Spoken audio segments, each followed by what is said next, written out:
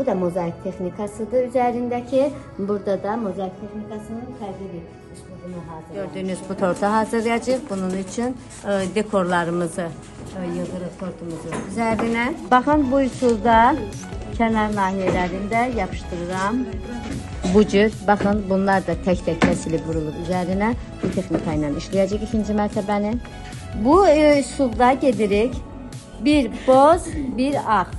Yeyiləbilən gütür texnikasıdır.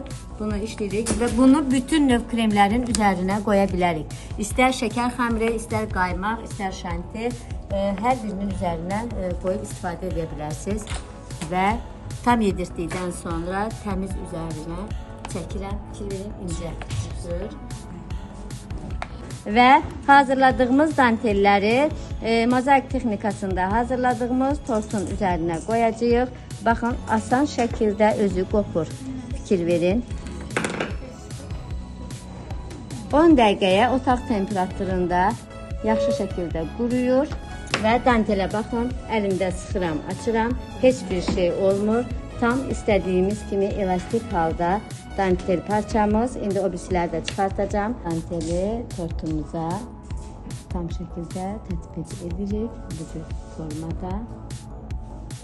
Bu dəfə texnikalar dərslərimizdə mozaik texnikasını işləyirik və tələbələr hər bir detalı tam fərdi şəkildə özləri işləyirlər, hazırlayırlar və tortlarını özləri dizayn edirlər. Bütün dərslərimiz eyni üslubda keçirilir və daha sonra isə nəticə olaraq imtahanlar verdiyimiz zaman tələbələrin nəticələri əlbəttə ki, yüksək olur. Bu dəfəki mozaik texnikasından olan dərslərin nəticələrini sizlə bölüşürük.